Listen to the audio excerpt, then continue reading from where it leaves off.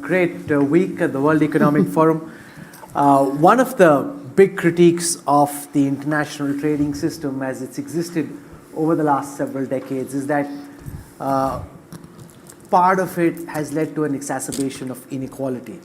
And one of the big questions globally is, can we reimagine the global trading system and put human beings at the center of the new trading system? And what could such a human-centered trading system look like? We'll talk about that here at this session of the World Economic Forum. We have a very distinguished panel of guests. I also want to tell everyone watching online, sitting here, that you can join this conversation. There's a QR code you'll see on that screen. You can use that to join the poll that's going to be the question that's going to be asked. And you can also go on the Slido app. So the question for this particular session is, on the whole, on balance, do you think that trade improves or worsens social equity? You can choose between improve and worsen, and then tell us what you think, and then we'll have the results up in just a moment. You can use the hashtag social trade and join in, send us your questions, and we'll add those to this panel as well. Let me introduce you to our panelists, starting from my immediate left, Reta Jo Lewis, President of the Export-Import Bank of the United States. Of the Consumers International here in Switzerland, works globally with a lot of NGOs, will give us a sense of how we can put consumer rights at the heart of some of these questions. Cenk Alper is the Chief Executive Officer of Sabanci Holdings in Turkey, exports to different continents, and ultimately it comes down to what corporates can do to try and help bring in some of these changes. Also, last but not least, Arancha Gonzalez Laya, Dean at the Paris School of International Affairs. And I'll start with you, Arancha. If you can lay out a vision for what you think a human-centered trading system could look like, how would you define it? And then we can work across stakeholders to try and understand what it would take to get there. Thank you very much, and thank you also for this very opportune moment to talk about something that bothers lots of people and that we need to unpack. Trade, for a start, is a means to an end. It's not an end to itself, and this is the beginning of this conversation. So trade, what it does, it opens opportunities. It creates openness. When you do a trade agreement, you reduce barriers to trade. And with that, you create incredible amount of opportunities that didn't exist before, that you can use now.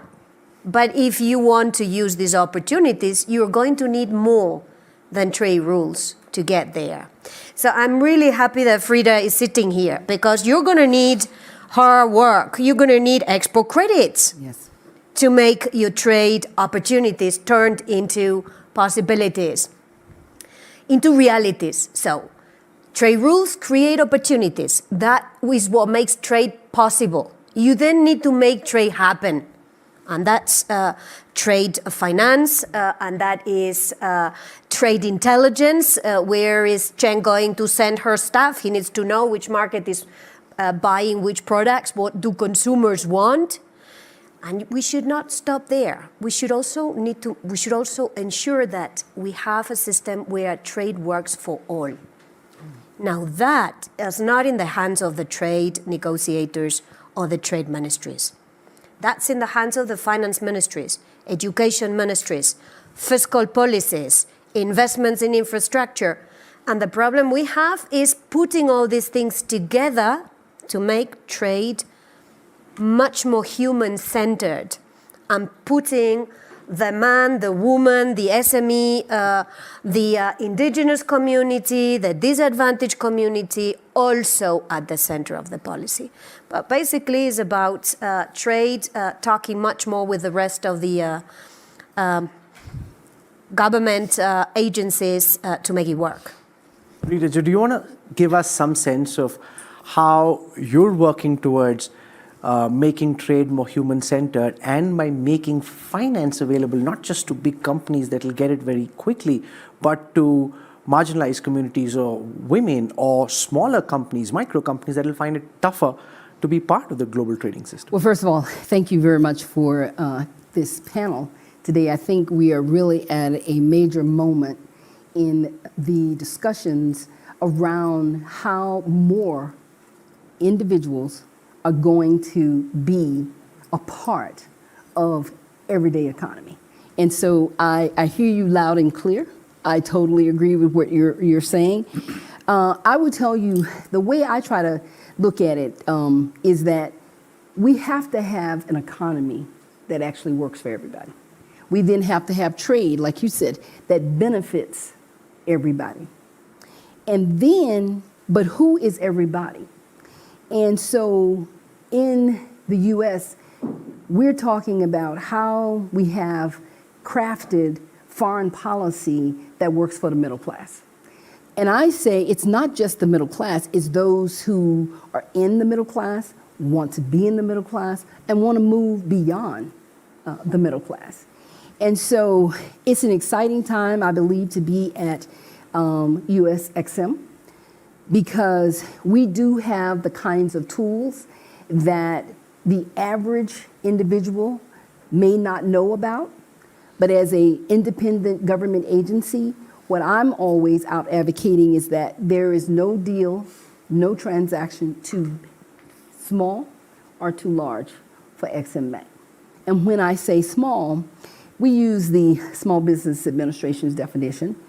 And going to your point about how do we make it more human-centered, being at XM at this, in this era right now is, I have a mandate that small business has to have, we make ourselves, our financing available for small business. But we break it down. It's not just small business. It's about women. It's about minorities. It is about, like you said, underserved communities, tribal communities. It's about veterans. It's about LGBT. We have to set the table so that it is bigger, so that folks feel like they can come to a government agency, one that they may not be totally familiar with, but yet understand that there is a welcome mat out there for them. So has the finance that you've made available for some of these communities actually gone up? Because one of the things that somebody told me as we were preparing for this session is that everyone says the right things, but in the end, when it comes to ensuring that money and finance is available, the needle is not really moving on that. Well, I would say we rose 10%.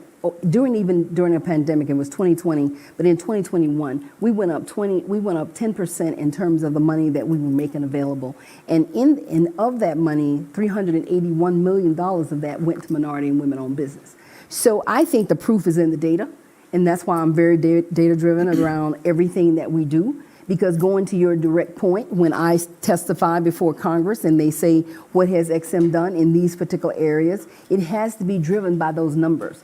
But more importantly, it's not just the numbers, the people in the communities have to know that we are there for them. And so we're being very aggressive about how do we go to local communities now? How do we bring in local stakeholders? How do we bring in our state and local leaders? Because they are a lot of our governors and mayors and chief ministers and mayors around the world. They are the economic drivers in their communities. And to be able to let them know that the table is there for them to pull their seat up and say, look, I have an idea, I have a product, I have a service, and can XM be one of the solutions that I can come to? Of course, always we have to be, what do they say, they have to offer a reasonable rate of insurance. We have to be additional to the transaction. We can't, crowd out anything on the private financing side. But the thing that we all know and this is all data driven, access to capital is the biggest problems that women and minorities have.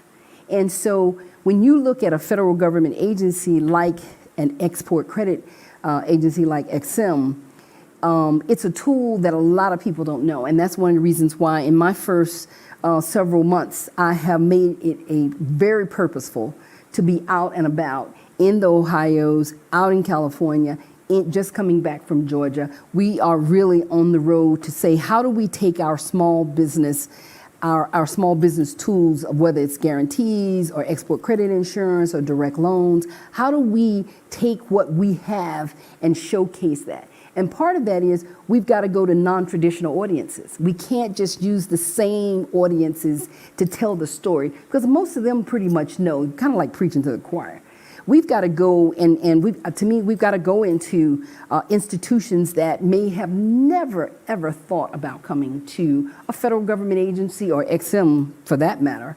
And that ranges from where are entrepreneurs? Where are executives? Where are the new innovators? Whether it's young entrepreneurs, whether it's diaspora communities, whether it's religious leaders who every day have all these individuals in their churches, mostly a lot who are businesses. We've got to go to women organizations and many, many more. Okay.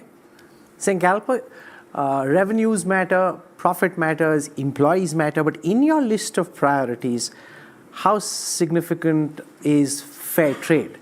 And where does human-centered trade lie in your vision of what you're trying to achieve? Okay. First of all, thank you very much for inviting me to a great panel with this great panelist. In business environments, in business society, we like to work with models. And right now on climate emergency, there is an excellent model, scoping. So scope 1, the carbon emissions under our roof. Scope 2, in our supply chain. Scope 3 is the consumers or where our products are being used. I think we can use the same model for human-centered trade. So if we divide the problem into 3, for scope 1, what do we do for our employees? So first of all, COVID proved that leaving no one behind was the biggest issue during COVID. And right now, with changing professions and expectations from our workers, with strategic planning, reskilling and upskilling of our employees is extremely critical. Unionization, minimum wage guarantees are extremely critical. Also, creating, like you said, equal opportunities to minorities, to gender differences. They are extremely important within our umbrella. If you go to scope 3, supply chain, I think with ESG principles, we can force all our suppliers to improve their social standards, working standards. And I think digitalization plays an extremely important role over there. If we can digitize the whole supply chain, if we can make data transparent to whole supply chain, I think it will help the fair trade. Right now, all the digital platforms and digital marketplaces are great opportunities to create fair trade, because with digital platforms, we can train people for different competencies all over the world. With digital marketplaces, local producers, merchants can directly access to consumers. So that's create a fair trade approach. And the digital platforms or marketplaces are transparent places where you can fairly compete with others. So those are great opportunities. Last but not least, within our supply chains, as what we do in-house, reskilling, upskilling, we can apply the same methodologies to our suppliers, to our agents, to our dealers. We can force the inequality problem standards also throughout the supply chain. Finally, innovation is extremely critical. And today, through venture capitals, through seed funds from business society, I think wherever you are, if you have a good idea, if you are a real entrepreneur, you can find a capital and you can access to knowledge, how to bring your idea to industry, to the markets, and then how to grow. So those are great opportunities or models that I think we can support free human-centered trade through private sector. Are you laying emphasis on your supply chains to see how equitable they are, because that's a very critical factor? Yes. Are you making some special allowances? Reta Jo spoke of how they're trying to ensure that finance is available to micro companies, to women, to people from certain castes and communities. Is that at all a priority for you in the private sector? Yes, of course. Of course, it's a real priority because collaboration is extremely important in private sector, and we do have to do this collaboration through our supply chains, innovation together. And we create not only financing opportunities, but also competency development or knowledge opportunities. Helena, how do you think we can possibly embed consumer rights in our trading systems, and how would you define what human-centered trade should look like from a consumer perspective? Thank you. Yeah, so to explain to those who aren't sort of familiar with Consumers International, we're a network of NGOs in 100 countries around the world. You know, consumer advocacy exists in Uganda as well as Ukraine, Uruguay, Bhutan. You know, it's part of a thriving economy. And what's really interesting is there's a common understanding of what a consumer essential need is. And so when I was thinking about this, I was really struggling, because I'm like, how come trade has not started with people? So let's start with what the legitimate essential needs of people in the marketplace are.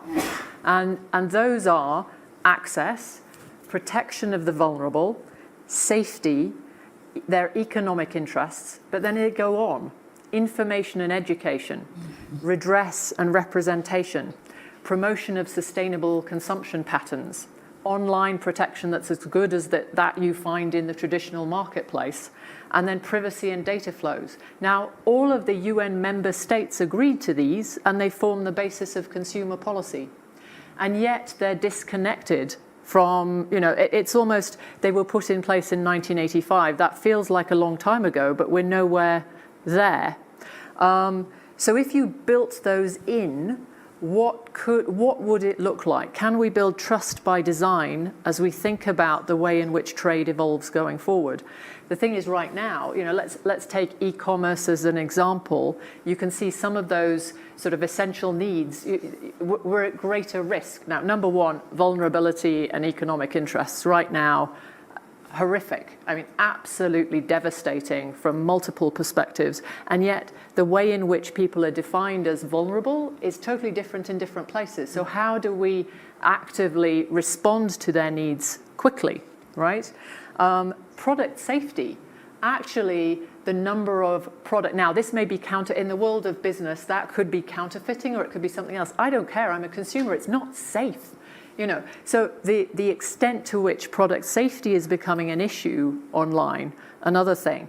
The extent to which I actually get the information I need for the products, you know, and it's not just a lack of information. In a world where we need to put in place sustainable consumption patterns, why aren't we really leaning into what sustainable living looks like and how it links with trade? That is very much about the future of humanity.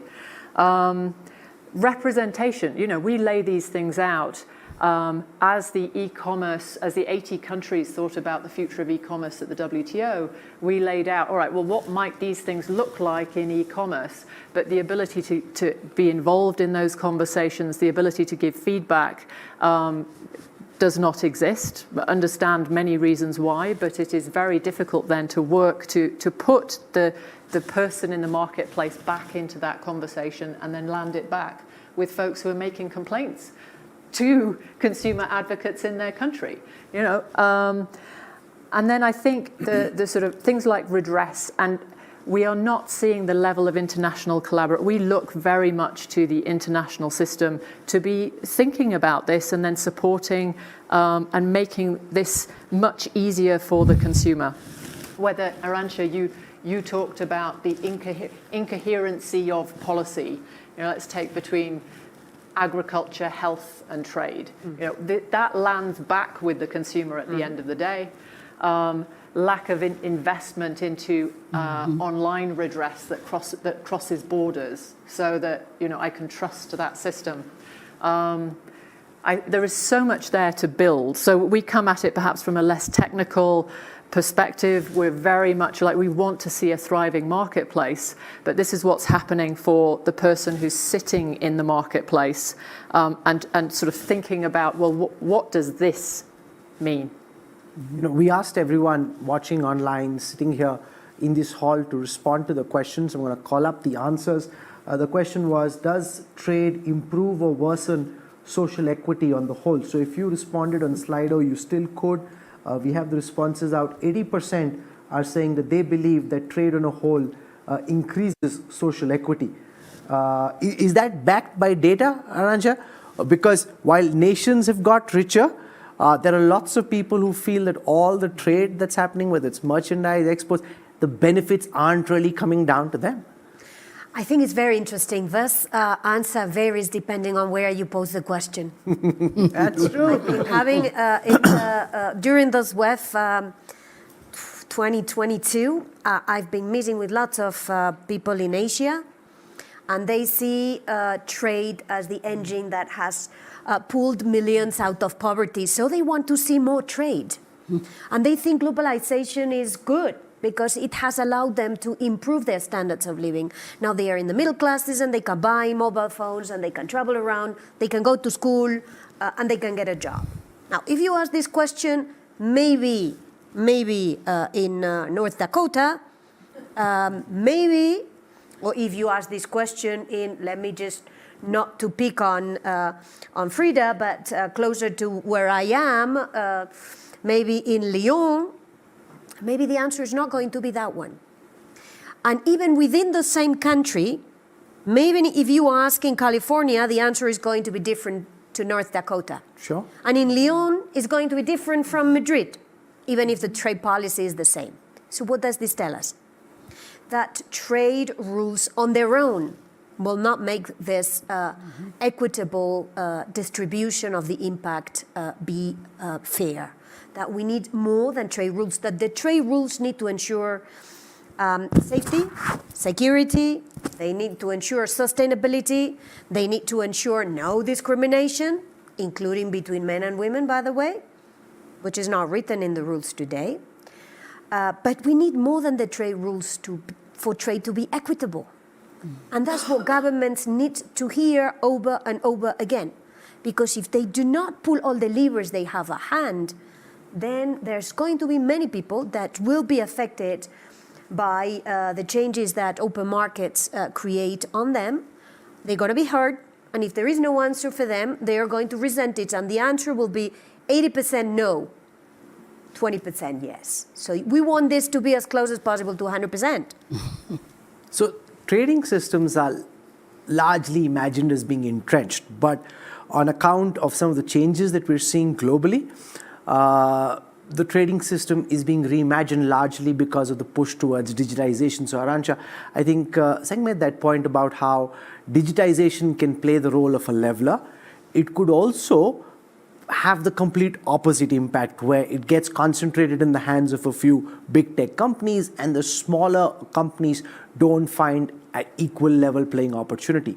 How can the new push towards digitization be ensured in a way that it actually makes trade more level playing field rather than skewing it further towards big corporations? So first, the theory, of course, on the theory, what the digital economy gives you is that it reduces intermediation. It helps you disintermediate, and it levels the playing field. So it doesn't matter where you are. It doesn't matter where you produce. It doesn't matter how big or small you are. You can still access markets. That's what the digital economy allows you to do. And let's not think that selling online is only selling products. You can also sell ideas. Mm-hmm. You can also sell services, which are travel even faster. But is this enough? No, of course. If you're sitting in a country where you've got no internet connectivity, or if your connectivity is very low, or if you don't get credit to expand your production, or if you don't have a laboratory to check that the food that you produce in your kitchen and you can now sell online is certified as being safe. So back to square number one. The digital economy, in theory, is an incredible leveler for every operator to be part of the market. But you need more than that for it to happen. Rita, your thoughts on digitization and how it could either make it a more level playing field or have the opposite effect? Because one, it's almost available to everyone, even though we have made major investments largely in rural communities, largely in minority communities. We're seeing that can help level the playing field so that everybody can have access to technology. If they have access to technology, they can do anything, they can be anywhere, they can learn anything. If you know, it's all up to them. One of the things that, you know, when you look at human-centered trade, and you think about, and I use, you know, if we think about the word export, the minute you say that, people start like thinking that's not them, or they immediately become fearful of something that they don't realize that really could be a positive.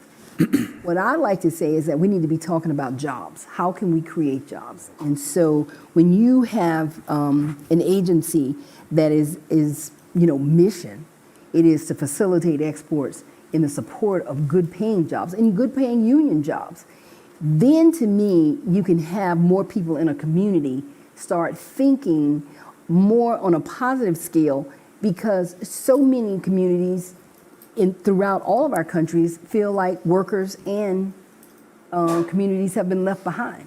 But what we have done from a domestic perspective in the United States, which is not a departure from our mission, is that most recently we passed an initiative called Make More in America, because we believe we need to make more in America, we need to export more from America, but importantly, we need to have more commercial partnerships, not only from the private sector, but also with like-minded countries, because everyone is feeling the same insecurity.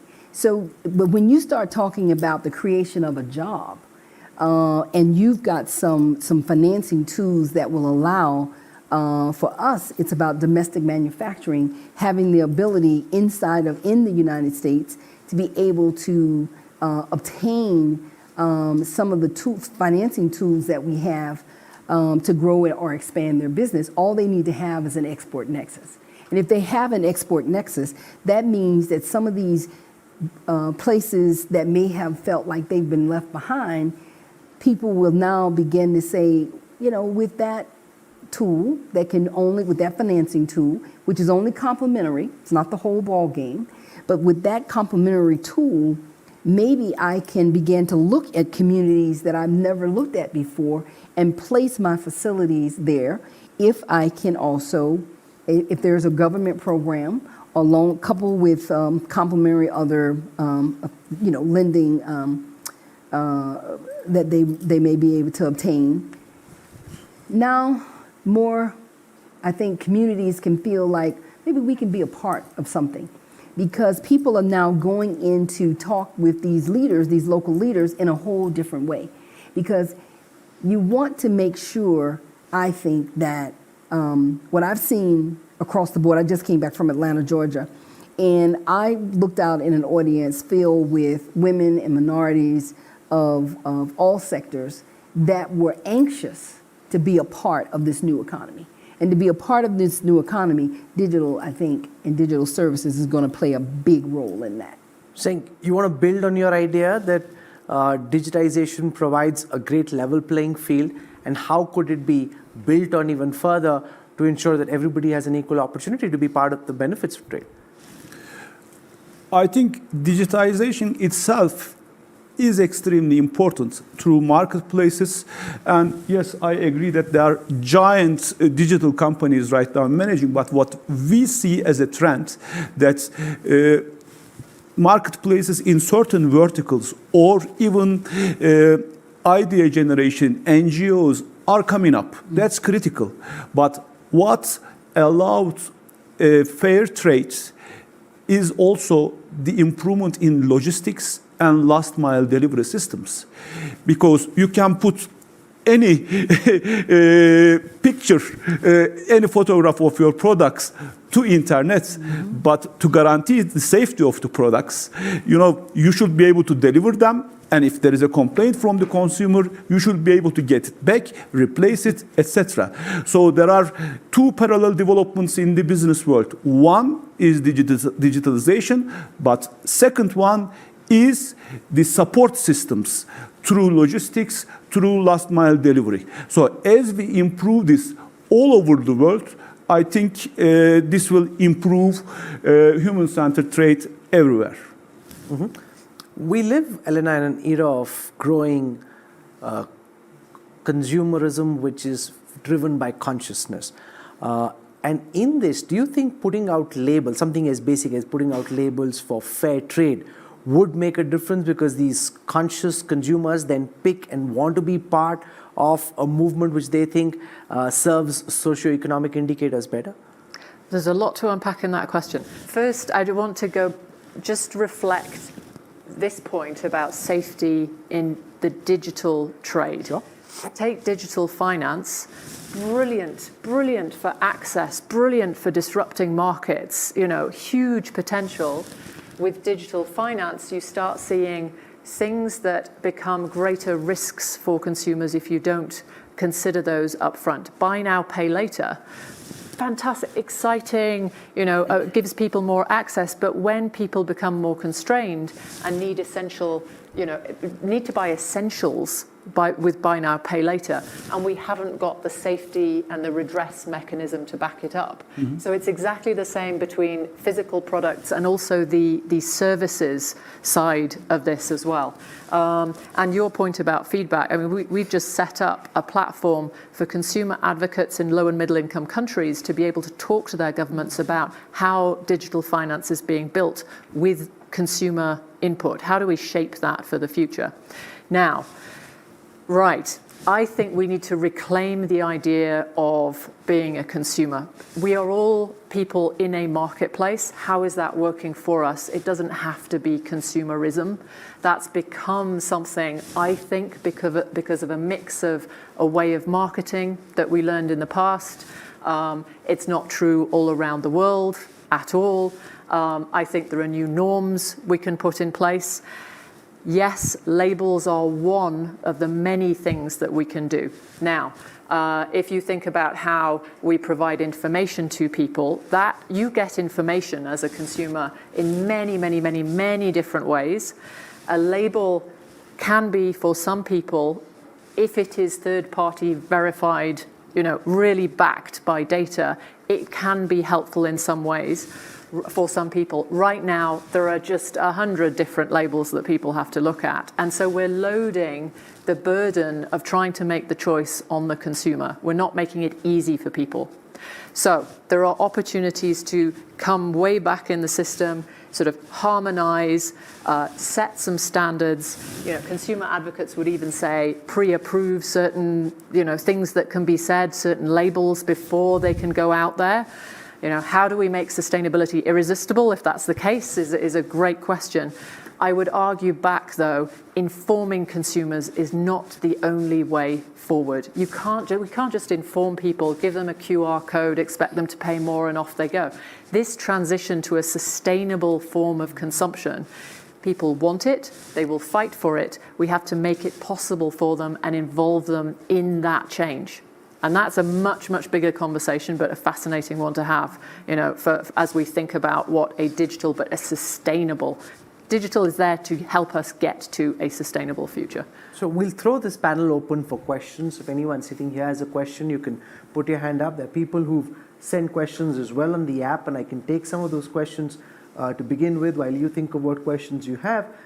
Let's take the question about we used to say that money has no nationality in the globalizing world, but do a nation's own priorities actually hinder free trade in today's world? And the idea, Arancha, that some of the notions of human-centered trade could possibly make trade more uncompetitive.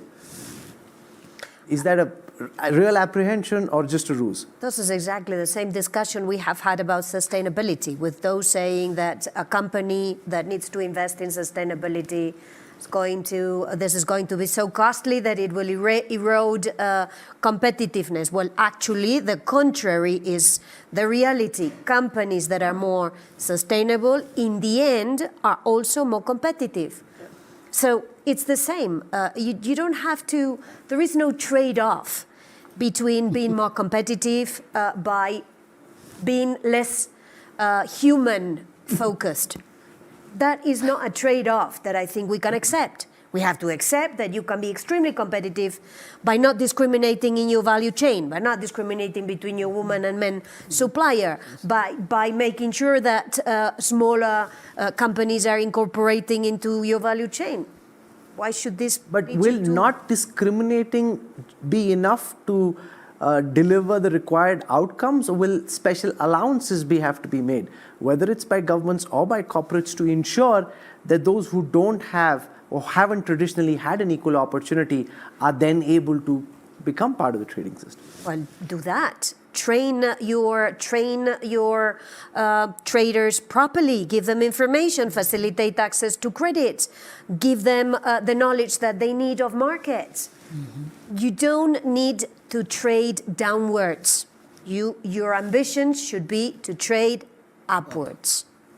This fear, Cenk, that as companies focus more, if they focus more on human-centered trade, it could possibly make those products more uncompetitive than those who are ruthless in taking cold calls on what they need to do to ensure that their bottom line is in order. I agree to Arancha. It's like sustainable. There is one single word. As right now we are breathing and we are polluting all together. I think the issue is between developing countries and developed countries. Most of the inequalities that we are talking about, yes, in developed countries we are talking about gender inequalities. Mm-hmm. But actually, if we look, there are national inequalities between developed and developing countries. Are we ready to give up some of our comforts for the world, for a better planet? Or are we ready, for example, right now with the Ukraine-Russian crisis, what we see, a food crisis? Mm-hmm. Are we ready to give up some part of our meal to starving people all around the world? That's the issue. Yes, access to information, access to digitalization, human-centered traits is very important, but most critical thing right now is the economic nationalism. Mm-hmm. Adding to that, I think when we're talking about human-centered trade, we really are talking about how we are advancing equity across the board. Because if you really start to take the individual into consideration, it's not people in a mass group, it's person by person. And with that, from a leadership perspective, and I'm excited to be in an administration where day one, the leader Biden comes out talking about how he wants to advance equity across the board in everything we do. Looking at how federal government also spends its money, looking at how federal government also hires its people, looking at how federal government contracts, and putting in place the rules and the executive orders to say this is a presidential executive order, and then more importantly, holding people accountable. Because if you don't hold people accountable, you're never going to get there. And so in that accountability, it makes all of us have to lead. And you have to lead, I think, with human-centered trade, you got to lead from the front. It's like the military. You got to lead from the front. You can't lead from behind. And that really is all about leadership. And so you're right. We don't want to just keep talking about it. We want to be putting things in place that we can see the manifestation that change can happen. And when you see change happen, I think people become less fearful and then they want to participate. Because at the end of the day, what I have found is people just want access. They want access to opportunity. They want access to new markets. They want to be able to know that it's there for them. And if it's there for them, they can go out there and find it. And people, we all of us, I think, we just don't know where the next great idea is going to come from. We don't know where the next great idea is going to come from. We don't know where the next great service is going to come from. We don't even know where the next great product is going to come from. And who are those individuals that's going to do that? And if we place more of an emphasis on individuals, and I think young people are demanding that we place more emphasis on individuals, then I think across the board, we can see sustainable change. Cenk Alper spoke of economic nationalism, and we're seeing those winds blow in different countries, whether it's in the United States, whether it's in India, elsewhere.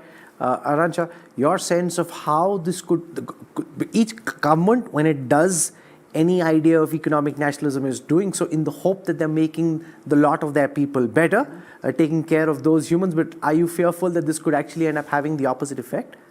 Well, I think it is natural that every country wants to improve the standards of living of their people. This is natural.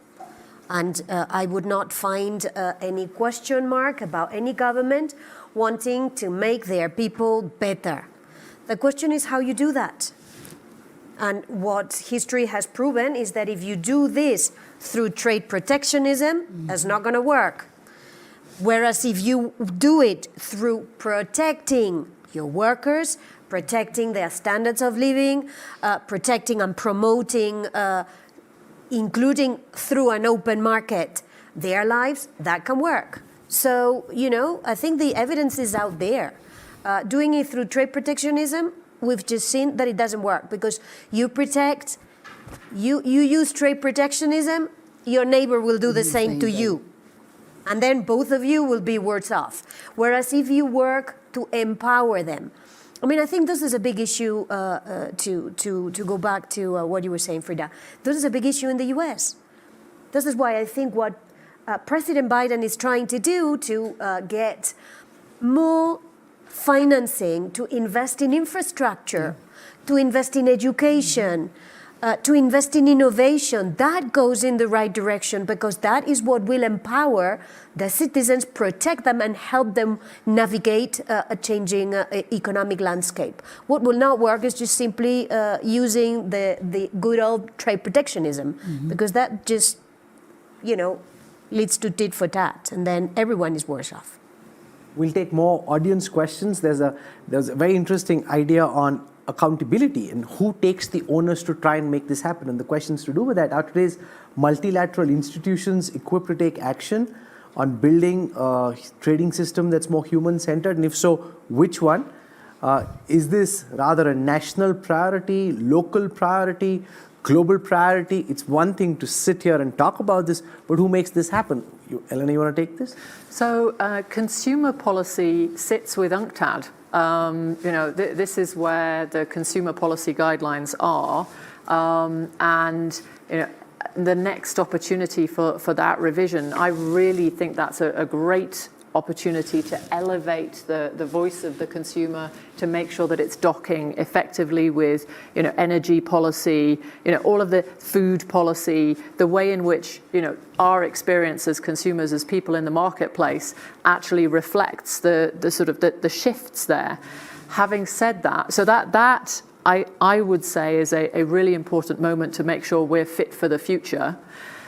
Of course, it's not only there. If you think about where this needs to happen, it's a multitude of places that we need a little bit more of a joined-up approach. Consumer advocates are not necessarily invited into the conversations where their interests are directly impacted.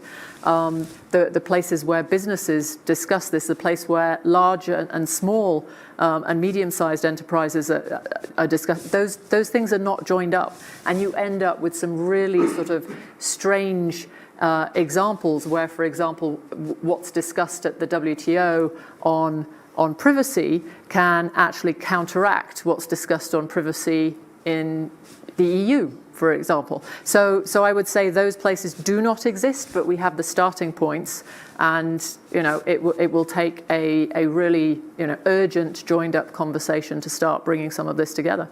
Reta Jo, who takes the onus? I think it's a global problem. It's an issue where it's going to take like-minded countries coming together who share the same values. I think that's what President Biden tried to do in the whole global infrastructure initiative.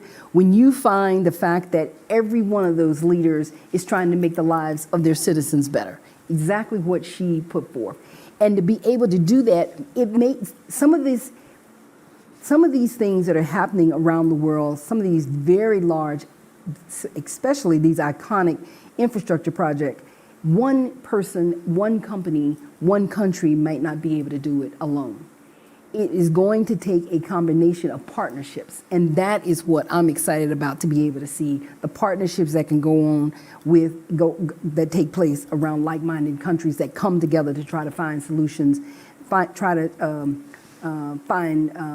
solve a problem to make the lives of their citizens better. And I'll take one last question from those who are sending us questions in the app, and this is to do with how much of the onus can corporates take? Because, for example, on your supply chain, beyond, say, tier 1 suppliers, to what extent would companies be willing to check for whether the rights of workers are actually being taken care of? And can a company like yours be expected to take responsibility for that and change their supply chains to ensure that there is diversity and rights are taken care of?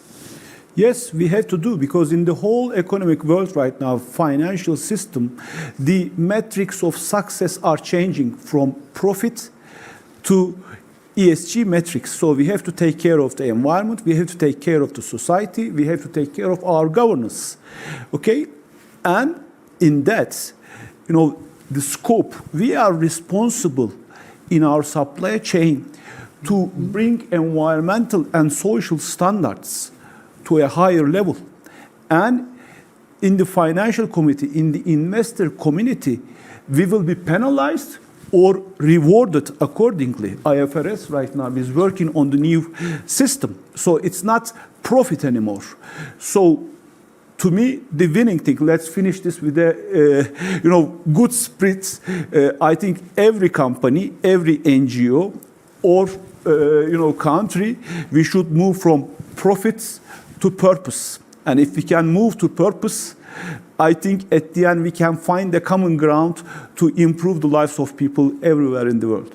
And if we have to ensure that the blowback against global trade decreases rather than increases, then trying to put humans at the center of the trading system is the way to go, and also ensure that purpose doesn't remain an idea, but it's something that even outside a conversation, stakeholders work towards. So we've had an insightful conversation. Thank you so much for joining us. Really appreciate your time. Enjoy the evening. Thank you. Thank you.